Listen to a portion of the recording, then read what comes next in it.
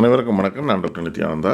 இலங்கை அரசியல் வரலாற்றில் ஜனாதிபதி அனுரகுமார திசாநாயக்கா தலைமையிலான தேசிய மக்கள் கட்சி பாரிய வெற்றியை பதிவு செய்துள்ளது. கடந்த நாடாளுமன்ற தேர்தலில் தனிக்கட்சியாக 2/3 என்ற பெரும்பான்மையை தேசிய மக்கள் சக்தி பெற்றுள்ளது.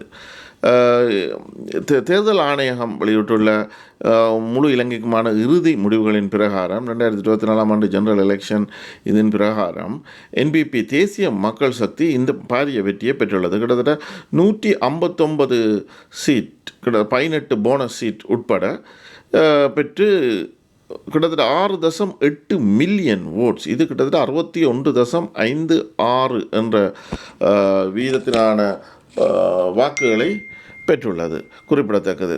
இது ஏனைய கட்சிகள் கிட்டத்தட்ட மக்கள் சக்தி 15.6 2.9 மில்லியன், அவைகள் கிட்டத்தட்ட 40 seat, 5 bonus seat Sajith Premadasa என்ற கட்சி பெற்றிருக்கிறது. இலங்கை தமிழரசு கட்சி 8 பாராளுமன்ற சீட்ஸ் வந்திருக்கிறது, ஒரு போனஸ் சீட் உள்ளடங்கலாக. ஏனையவை இந்த பாராளுமன்ற தேர்தலில் நாங்கள் முக்கியமாக பார்க்க வேண்டிய பல சுவாரஸ்யமான விஷயங்கள் இருக்குது. முதலாவது, மாவட்ட ரீதியிலான நாங்கள் தெரிவுகளை பார்க்கலாம். ஒவ்வொரு மாவட்டம் ரீதியான பல்வேறு வெற்றி பெற்ற பாராளுமன்ற உறுப்பினர்கள் எல்லாவற்றிலுமே பொதுவாக இந்த தேசிய என்பிபி அனுரகுமார திசாநாயக்கான இந்த தேசிய மக்கள் சக்தி பாரிய வெற்றியினை பெரிய ஒரு வித்தியாசத்தில் பெற்றுள்ளது. முதலாவது, யாழ் மாவட்டத்தை பொறுத்தவரையில் தேர்தல் முடிவில் பெற்ற கட்சிகள் மற்றும் ஆசனங்களை பார்த்தா தேசிய மக்கள் சக்தி 80,830 வாக்குகளை பெற்று 3 ஆசனங்களை கைப்பற்றியிருக்குது.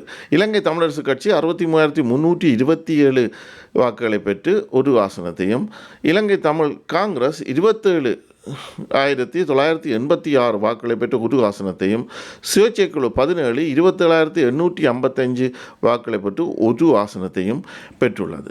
இதில் இன்னொரு முக்கியமான விடயம் உண்டா, இந்த முறை பாராளுமன்ற இந்த இதில் 12 பெண்கள் ஆளுங்கட்சி சார்பாக தெரிவு செய்யப்பட்டிருக்கிறார்கள். அதில் முக்கியமாக சிறப்பம்சம் என்னவென்றால் 4 பேர் தமிழ் பெண்கள் என்பது இங்கு குறிப்பிடத்தக்கது. இலங்கையின் வரலாற்றில் முதல் தடவையாக யாழ்ப்பாணத்தில் தமிழ் தேசிய கட்சி 2ஆம் நிலைக்கு தள்ளப்பட்டுள்ளது. இது ஒரு மிகவும் துப்பாக்கியமான ஒரு நிகழ்வு. முதல் தடவையாக இவ்வாறு நிகழ்வு நடந்துள்ளது. இது தேசிய மக்கள் சக்தி ஆட்சி அமைக்க தேவையான 3/2 பெரும்பான்மையை கடந்து அறுதி பெரும்பான்மையை பெற்றுள்ளது. இலங்கை வரலாற்றில் இதுவும் ஒரு புதிய விடயம். வீதாசார பிரதிநிதித்துவ முறையின் கீழ் கட்சி ஒன்று 3/2 பெரும்பான்மையை பெற்றது. இதுவே முதல் தடவை. இலங்கையின் ஒவ்வொரு மாவட்டத்திலும் கூடுதல் வாக்குகளையும் ஆசனங்களையும் தேசிய மக்கள் சக்தி சுவீகரித்து கொண்டுள்ளது. விதிவிலக்காக மட்டக்களப்பில் மட்டும் தேசிய மக்கள் சக்தி 2ஆம் நிலைக்கு தள்ளப்பட்டுள்ளது. வடக்கு கிழக்கு மலையகம் எங்கும் தேசிய மக்கள் சக்தி வாக்குகளை குவித்து ஆசனங்களை குவித்துள்ளது. தேசிய நல்லிணக்கத்தில் நின்று போட்டியிட்ட தேசிய மக்கள் சக்தியின் திருகோணமலை வேட்பாளர் அருண் ஹேமச்சந்திரா மட்டும் தமிழர்கள் மத்தியில் சென்றும் தமிழ் சிங்கள முஸ்லிம் மக்கள் வாக்குகளையும் பெற்று மூவில மக்களின் செல்வாக்கோடு பாராளுமன்றம் சென்ற ஒரு வேட்பாளராக திகழ்கின்றார். திருவண்ணாமலை பொறுத்தவரையில் என்பிபி திசை காட்டி 2 ஆசனங்களையும், ஐக்கிய மக்கள் சக்தி 1 ஆசனத்தையும், தமிழரசு கட்சி 1 ஆசனத்தையும் பெற்றுள்ளது.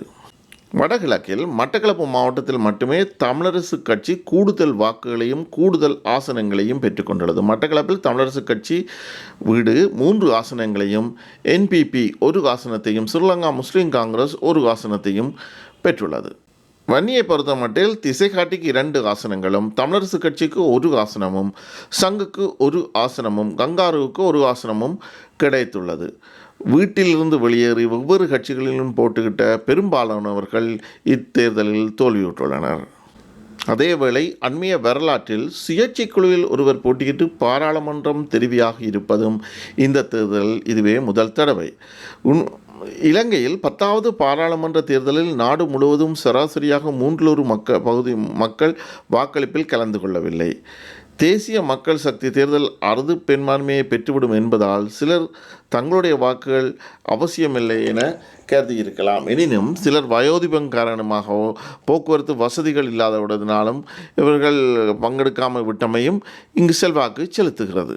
எதுவராக இருந்தபோதும் இந்த பாராளுமன்றத்தில் 2 பங்கு பெரும்பான்மையுடன் தேசிய மக்கள் சக்தி ஆட்சியை கைப்பற்றுவதனால் அவர்களுடைய தேர்தல் விஞ்ஞாபனத்தில் உள்ள விடயங்களை பெரும்பாலும் அவர்கள் ஒவ்வொன்றாக நிறைவேற்றுவார்கள். அதுக்கு பொருளாதாரம் தடையாக இருந்த பொழுதிலும் அவர்கள் அதற்காக முயற்சி செய்வார்கள் என்பதில் மாற்று கருத்து இல்லை. ஆனால் அதற்கான மாற்று வழிகளில் அவர்கள் ஏற்பாடு செய்ய முடியும் என்ற நம்பிக்கை மக்களுக்குள்ளது. அதே இந்த தேர்தலில் மக்களின் வெளிப்பாடாக அமைந்துள்ளது. நவம்பர் 21 முதல் பாரிய முன்னேற்றமான மாற்றங்களை நோக்கி நாடு நகரும் என்பது மக்களின் அவா. நாம் எதிர்வு கூறிய பல்வேறு அம்சங்களும் இந்த தேர்தலில் வெளிப்பட்டிருக்கிறது.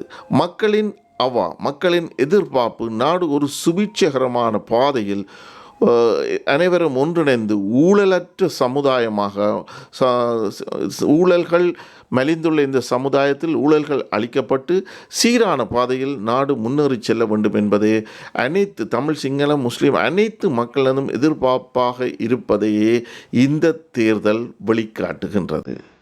நாங்கள் இந்த மாவட்ட ரீதியிலான தேர்தல் முடிவுகளை பார்க்கிறோம்.